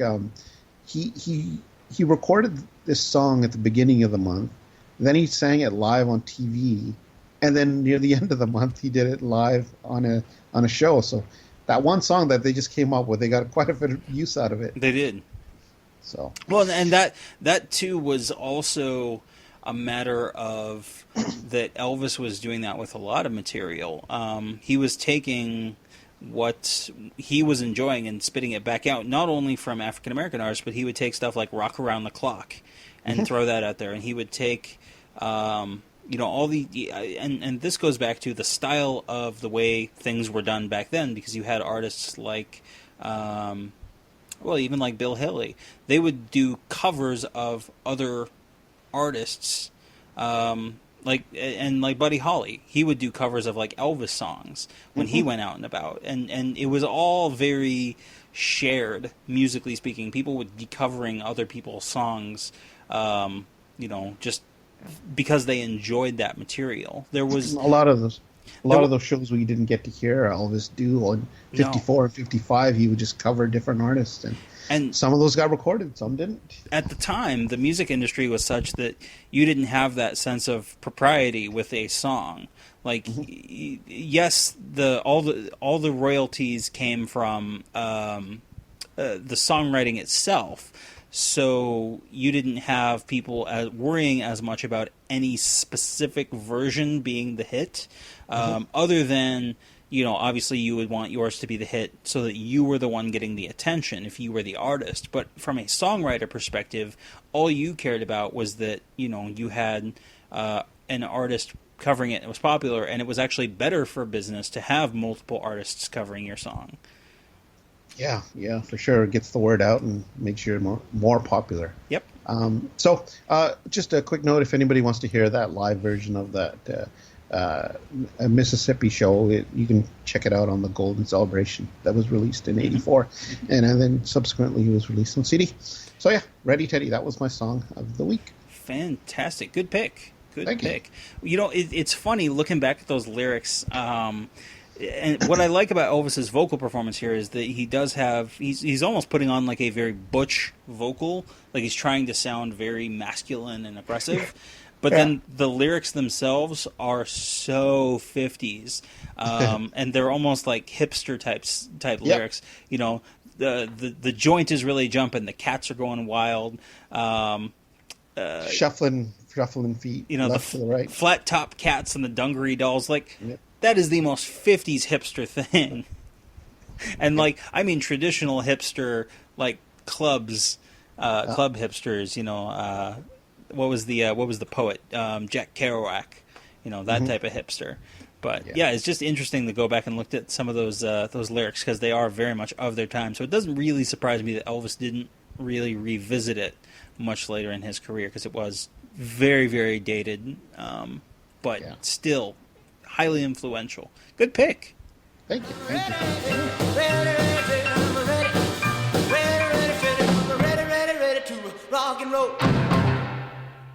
So what do you got? My song of the week is Fairytale.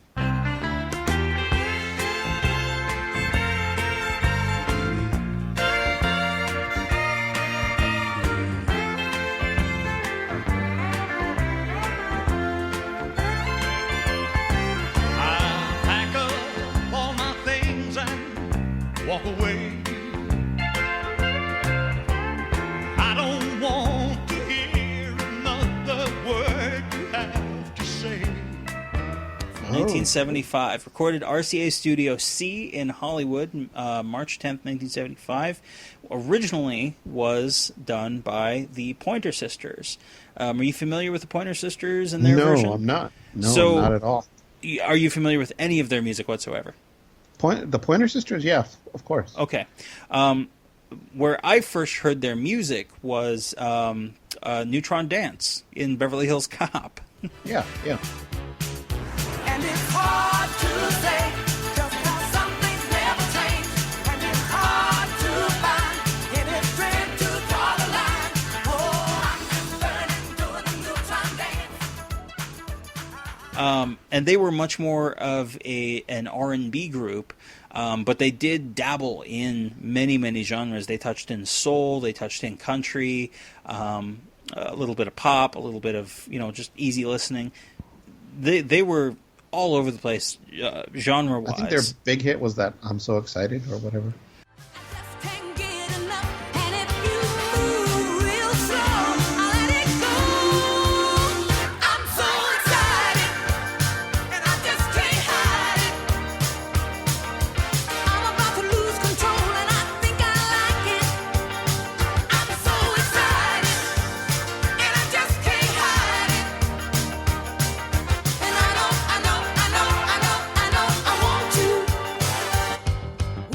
One of the songs it was that they did was Fairytale, and it was actually written by two of the sisters, Anita and Bonnie Pointer, and it was inspired by one of Anita's personal relationships. It's kind of a breakup song.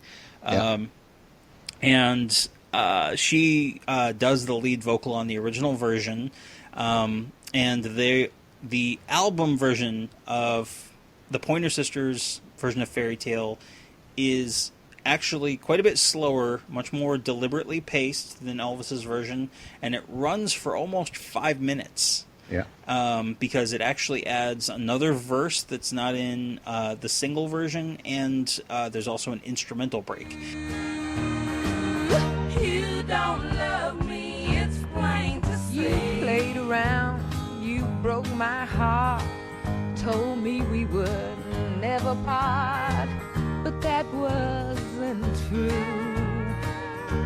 So what else can I do but move on? And you can tell that Elvis's version is pulled from the single because it also does not have that extra verse and instrumental break. Yeah, yeah.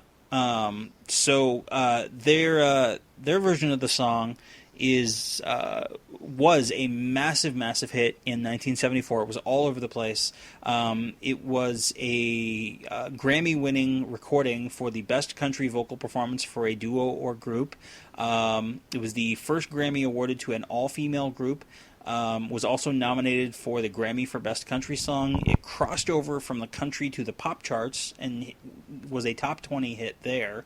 And it led to the Pointer Sisters being the first African-American group to perform on the Grand Ole Opry, which is spectacular.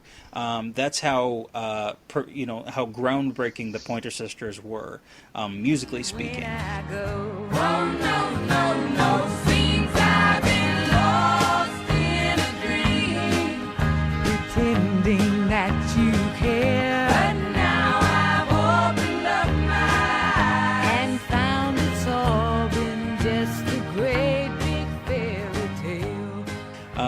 And there was a quote, I found it on Wikipedia, but Bonnie Pointer is quoted as... because somebody had asked her about, is this just a novelty song? Because sometimes you'll get pop artists that'll do a one-off, song in a different genre, or vice versa. You'll get country artists that'll go pop for a song or an album. Because they really aren't country artists. No, not at all. If you go listen to it, you go through the 80s and it's all, synth pop type stuff.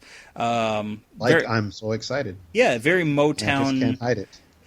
But Bonnie Pointer actually said, people think because we're always trying something different that we're not sincere, like country music. For us, it's no joke. Our folks came from Arkansas, and we grew up singing country songs. It's part of us, which is such a great statement to hear from an influential, groundbreaking African-American singer-songwriter, that music is just music, and where you're from has so much to do with the type of music that you take in and you put out, and that reflects back on Elvis as a musician. Yeah, perfectly exemplifies him.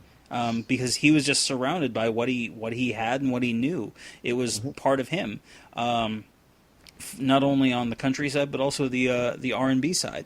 So Elvis's version was recorded in the following year, 1975. Very quick session as far as this song was concerned. 3 takes, and really it was 2 takes. There was one kind of false start. They got partway through the song and then they stopped. Second take is a complete take, and then the third take was the master. I tried my best to love you. Now I'm walking out the door. You use me, you deceive me, and you never seem to need me. But I'll bet you won't forget me when I go. What would our homes be, children?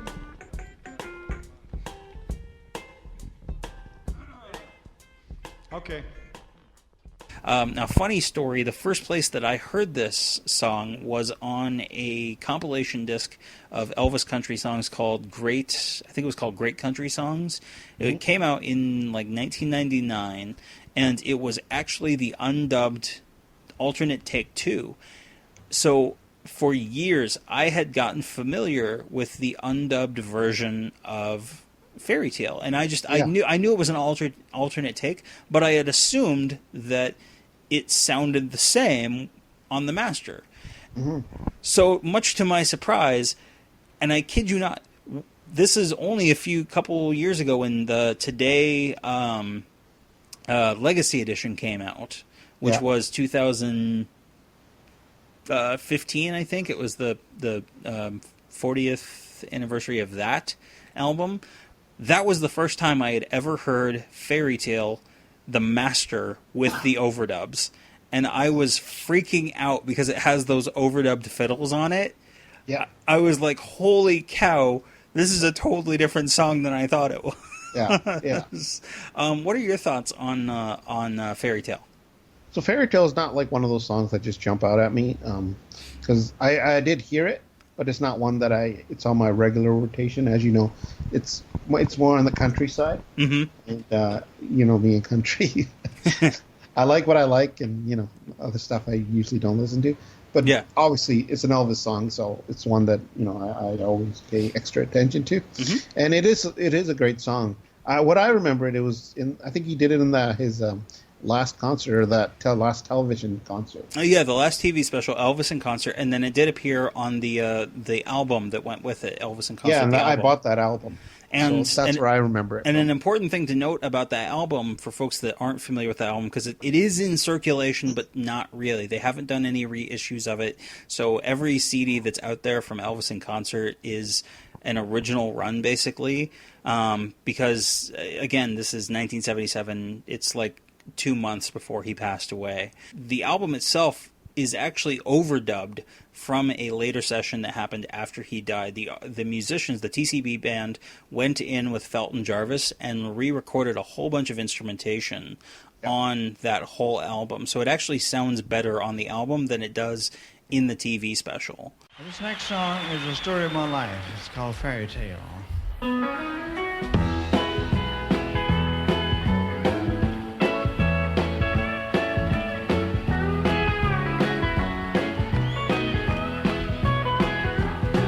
I'll pack up all my things and walk away.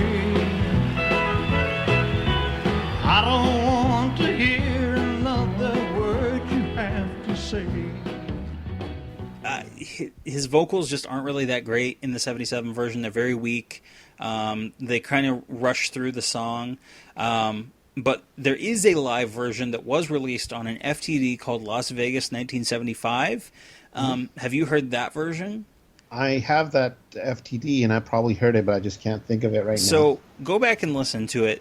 It's actually I would argue Elvis's vocals, not necessarily the band, but Elvis's vocals are better on that live version than they are on the master, because he's much more enthusiastic and engaged vocally with the song, and instrumentally the orchestra chimes in with horns as well, which aren't, of course, on the master. And found it's all been just a great big fairy tale. I've been loving you so long, I don't think I even know how to forget you. In a way that things have been, I think I'm better off alone than to be with you. You don't love me. So I would highly recommend checking out the Las Vegas 1975 FTD version of Fairytale, and it's in good sound quality. I think it was a soundboard recording. Okay. But yeah, so this is one of those songs that is. I like it because it is a country song. I was actually surprised when I did find out it was a Pointer Sisters song. That is surprising to hear. I was introduced to it through Elvis, and then I worked my way back to, and then I found out this whole great story about the Pointer Sisters and how much ground they had broke. I mean, they did Slow Hand, which Conway Twitty ended up doing later. They were the ones that originally did that. Which I listened to that in preparation for this as well, just to have something to listen to. And their version of Slow Hand is freaking phenomenal. So yeah, check out Fairytale. It's a very solid country song. And I think that's a deep cut song. It is. That whole Elvis Today album is kind of very much overlooked and underappreciated because it's buried towards the end of Elvis's career. And it doesn't stand out with any cover art. It's just one of those generic Elvis in a jumpsuit against a black background.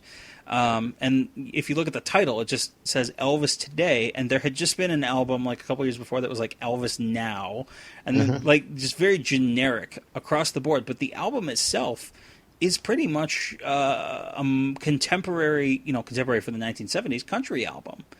And if you take it on its whole, and I kind of want to do much further down the road, we'll do a discussion maybe on Today, because I think that album definitely deserves a second look. I remember from that one, Green Green Grass at Home is one that I just loved. Beautiful song. And so Tom Jones originally did that. Yeah.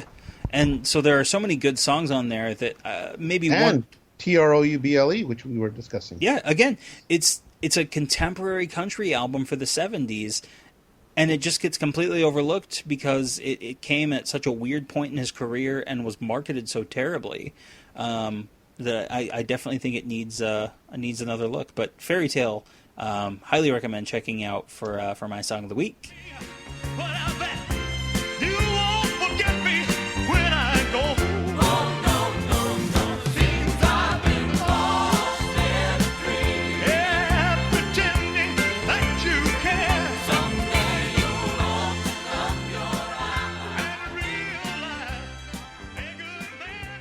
Awesome. Great pick. So, thank you. And ditto. Cool. No controversy there. No controversy, but we picked songs at the opposite ends of the spectrum. Absolutely. So, which is what we do. It's what we do. So, all right. Well, I had fun this episode. It was weird to get back with just ourselves and we're arguing. It's great. Like an old married couple. I know. So, hey, we're going to start finishing each other's sentences soon. Oh, man. Creepy. Yeah. So, all right. Well, let's see. Where can they find us, Gurdip? They can find us on Spotify. They can find us on YouTube, Skeeter Bites Vids. Skeeter Bites Vids. Or just look up TCBcast. That's the easiest way. Yeah. And then iTunes and TCBcast at Libsyn.com. And anywhere else that I missed? Podbean. They can find us. We have this whole network through Libsyn that we're on a whole bunch of websites now. You can find us. Just be looking for TCBcast. I think you just Google TCBcast and you'll find us. Oh, yeah, for sure. Yeah, cool. And if you enjoyed our topic tonight, send us some feedback. Oh, we forgot to talk about our fan letters. Oh, our fan emails, because I had mentioned that we had wanted to address these. They're very quick. Sure. Hang on, I got to open up my email. The TCBcast at gmail.com. So again, there's that plug for that email. We had 2 emails. One from James Dowling, who said, "Hi, Justin and Gurdip. Just writing to say I'm a big fan of the show. I'm loving how deep you guys go into exploring Elvis's career. You both know an insane amount." Thank you, James. Thank you. So you clearly have a lot to offer in this niche. As a massive fan of nearly all of Elvis's discography, this whole show is a staple of my listening at work now. Wow, that's cool. Oh, nice.